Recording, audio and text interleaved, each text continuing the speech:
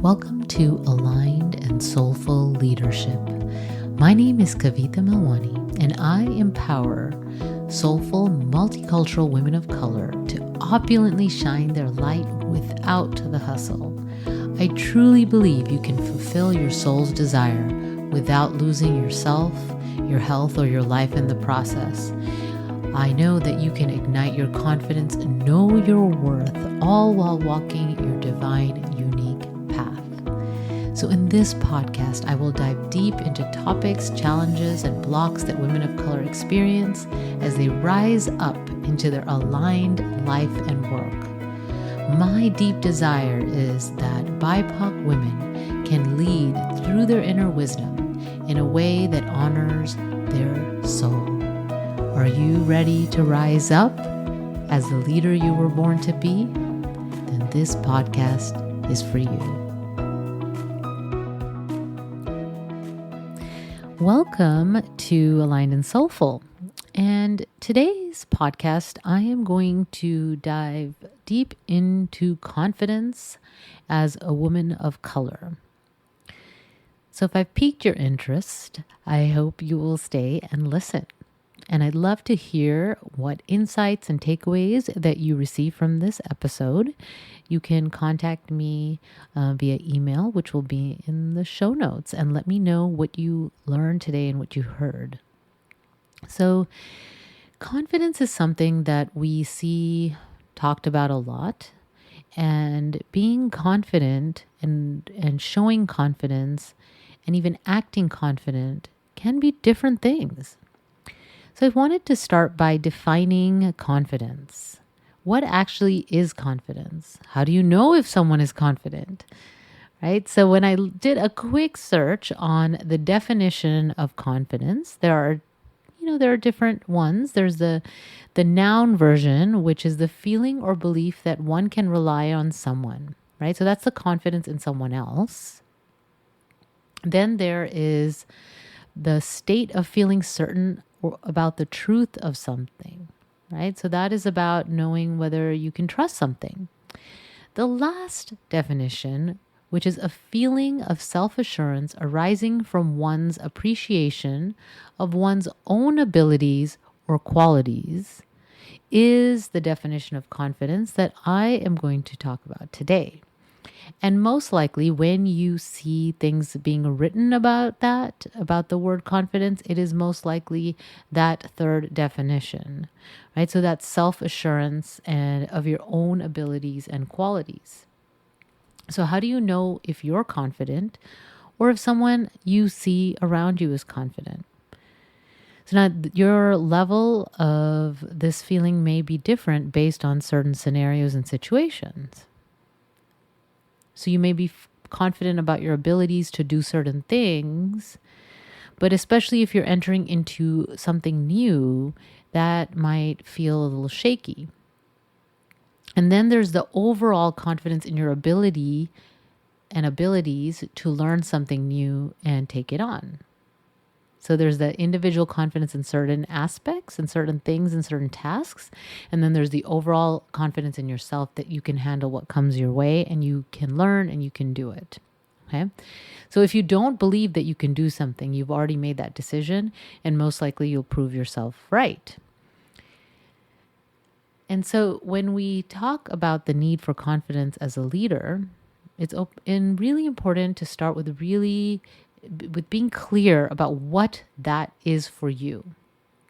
So to help you with this process, I'm going to ask you to bring an image of someone that you would consider confident. So just bring that mental image of someone that, immediately comes to mind. And don't question it because the person that comes first is most likely the most accurate. Okay, so now, when you think of this person, they most likely have some characteristics that give you the impression that they are a confident person. And they most likely fall in the categories of physical and energetic. So some physical characteristics that they exhibit. What are those things? What comes to mind? Is it their posture, their eye contact? how they speak, whether they stutter. Now that's different if there's a medical condition causing the stuttering, or they're stuttering because they're hesitating.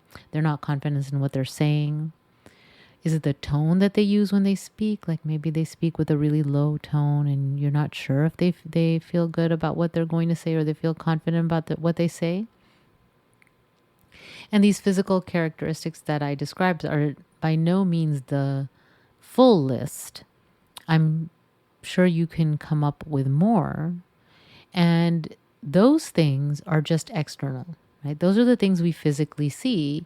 And those are things that we can work on when we show up, right? So we can work on our posture, right? Before we enter a room of people, and if we want to appear a certain way, make sure that we're standing up straight with our, chest open and, holding our head at straight above our shoulders and looking straight ahead, right? So you're not looking down or looking up, but looking straight ahead and looking straight at people that you meet. And sometimes this confidence comes across with a greeting. And so there are a lot of physical things that can show that this person is confident. And sometimes that's not accurate. It's just our perception, right? So there are things that we subconsciously perceive about someone that puts us in the category of that person knows what they're saying or knows what they're doing or believes in themselves, and that person doesn't. And sometimes when someone's more introverted and they're in a big social setting, they may not appear in the way that you would define as a confident person, but maybe they are a confident person, but when it comes to social interactions, they're overwhelmed. Right? And I know that I can put myself in that category as well. So there's that physical manifestation of the confidence, and then there's the energetic. So these are the parts of ourselves that we read of another person without knowing that we're reading it. So to give you an example, if you've ever walked into a room and you felt like this room is tense, right? Or it's a fun room, like if it's a party and there's nice music and you can feel that energy of like, this is positive, this is fun, this is nice. In the same way, when we're around people, we're subconsciously feeling their energy because we're all energy, and you can feel if they're confident. For instance, if a person is running a meeting, or a person is speaking, or you're meeting them at a social event, there's a part of you that is going to be able to tell that person is not confident about what they're saying, right? And you may not know what that is. You sometimes can't point your finger directly at that. Like, why is it that you feel that person is not confident? What is it about that person? And you may not be able to look at their posture, their eye contact. And in fact, our brain registers that body language so quickly that it's often hard to recognize it.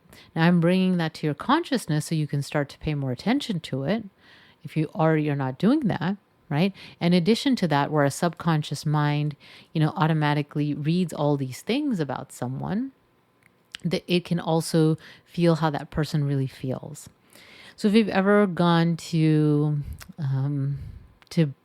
buy something in person, and the salesperson, you can tell, feels kind of desperate, like a desperate energy, there's something about that scenario that you don't like and you want to leave, even if the person is not necessarily what would be defined as pushy in your book, right? There may be something about that scenario that tells you that it's not feeling good, like their desperation, right? So in the same way that we can feel the desperation, we can also feel the confidence. And so as a leader and a woman of color, what is perceived as confidence in the society that you live in and perceived as confident behavior may not match how you've been raised. Okay, so there are some reasons, and I'm going to go through 3 main reasons. And some of these reasons I've talked about before for other challenges, such as the imposter syndrome, which I did an episode a couple weeks ago, and I'll have a link in the show notes on women of color and the imposter syndrome. And so these reasons may be similar. The impact is on your level of maybe not even your confidence, but the perceived confidence, how others perceive your confidence. So first is the reason of you may not have had role models that might be getting in the way of you feeling confident. And why is that important, right? So when we are in a scenario, we often picture ourselves there doing that, right? So if you're really stressed about presenting, and I just say presenting because I know that a lot of people have stress when it comes to presenting, right? So if you're stressed about presenting and you don't necessarily have a full role model of someone that's similar to you, that has been successful at presenting, then it's a little harder for your brain to wrap around the fact that you can do it. Doesn't mean it's not possible. It just makes it a little bit different, a little more difficult. Okay, so that's one reason where confidence as a woman of color might be a little bit more complex, and there's different challenges. Okay, and so another reason is you may have come from a culture, your culture of origin, that doesn't use praise. And I've shared this before, that, in my family, praise was not used because it was considered to make someone arrogant. It was considered that it would make a person not motivated, which, is not necessarily true. Okay. And so then the idea is that it can also make you have that internal self-talk that doesn't result in you feeling confident. So if you didn't hear in your household that you can do anything you want, that you're capable of anything, that they're proud of you, and they know that you can handle it, if you haven't been told things like that, then might not be part of what your inner talk tells you on a daily basis. Our inner self-talk, a lot of it has been formed through our childhood and especially subconsciously by the age of 7, right? A lot of our subconscious programming and conditioning has happened by then. So really consider what are the things that you were told about your abilities in as a child. Now, I'm not blaming anyone, and I know that as parents, they always, they do the best they can. It just wasn't appropriate from the culture that they grew up in, right? And I know that was the case in my household. And so I've had to work to improve that self-talk. And then the third reason why confidence is more complex and maybe different for women of color in leadership especially is that the behavior that I described, the physical characteristics of confidence, may not be considered appropriate behavior for a woman in your culture of origin. So that showing up with your shoulders back and your chest open and you're looking people in the eye, maybe even the firm handshake or, just the way that you walk, all those things that give the people the sense that you're confident may not be how you were raised to behave. And it may actually be negative to behave that way, especially for a woman. So then it is an idea of first bringing into your awareness, how do you carry yourself? What is your body language? Right? And people are reading your body language consciously and unconsciously and subconsciously. And so when you can start to be more aware of that, then you can shift that. So this is just a different challenge that someone else might have that would get in the way of their confidence. And so I started by talking about the definition of confidence. And then I went into what are some ways that we perceive someone as confident. And hopefully you were able to come up with someone. And then I've talked about 3 reasons why women of color in leadership might have more difficulty or some different difficulties and challenges when it comes to being confident and showing up confident, and more being perceived as confident because the behaviors that they've been taught, their role models, they just don't have the same exposure as someone that didn't grow up the way they did. Okay. So the first reason was not having, you may not have had the role models. The second reason is that praise may not be used in your house, may have not been used in your household because it was not considered appropriate. And the third is that the behavior in your society that you live in now that exudes confidence is not the behavior that is becoming, especially of a woman, in your culture of origin. Okay, and so that body language is read all the time. Constantly, our brain is processing so much data all the time, including how a person shows up. And so why is it important to be confident as a leader? If you are a leader, you most likely have to present in front of people. You have to have difficult conversations with people. You have to make decisions. And you also have to network and meet new people. And so in all those scenarios that I described, being confident improves the other person's perception of you, which is what you want. Okay, so those are just some brief reasons why it's important to show up as confident. So then the question becomes, what should you do if you know that you have some challenges in being perceived as confident? What is it that you should do, or even in feeling genuinely confident? So I'm going to suggest that you work with someone to help you with that. Okay, that's some work that I do, but if I'm not a good fit, fine. It's really important for you to get out of that, to break that pattern.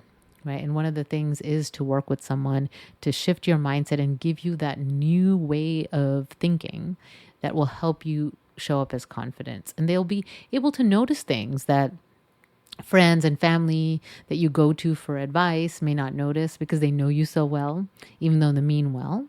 Okay. So I'm going to give you a little taste on what you could do to improve your confidence anyway. If you think, well, maybe I'm not ready to hire someone, or you want to know what would I do with someone. Okay. So one of the things that we would work on is your mindset around yourself and your abilities. And so that subconscious programming that is playing in your head all day. I mean, it's estimated that we have 20,000 to 70,000 thoughts a day. And if those thoughts are based on our subconscious programming from our childhood, which then we confirm through what we see throughout our lives, then you can see that it can be a major issue, right?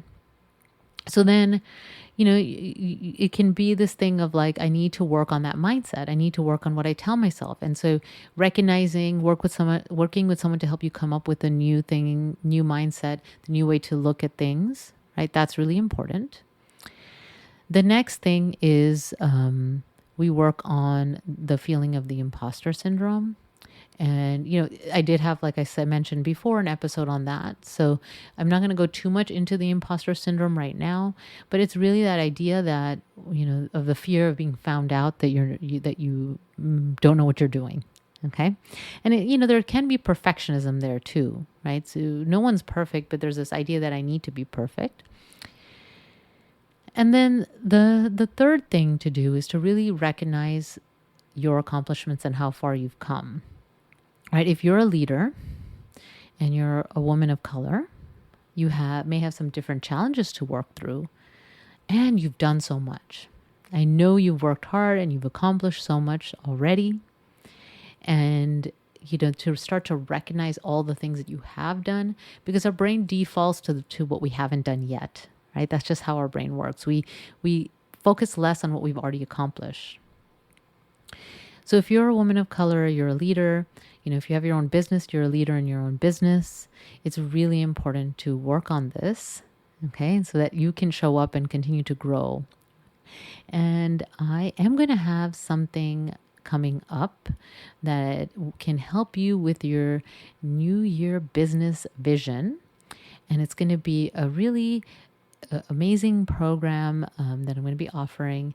It's an intensive, so it's not a long-term commitment. I am going to have the details in the show notes. There'll be a link to the details. But if you need some support in your business vision for the next upcoming year, I would be so excited if you would consider this and if I could help you with that. I love doing that. I often have been running vision board and visioning workshops since I started my business. And it is so important to have a vision of where you want to go so that you can go in that direction. So until next time, work on your confidence, move forward, and take good care. Bye. Thank you for joining me for Aligned and Soulful Leadership. I was inspired to start this podcast as a way to empower women of color to rise up into their leadership. So remember, I will have all the resources I mentioned during this episode available in the show notes at alignedandsoulfulpodcast.com. I'm your host, Kavita, and if you enjoyed this podcast, please take a moment to follow or subscribe on the platform of your choice. Until next time, bye.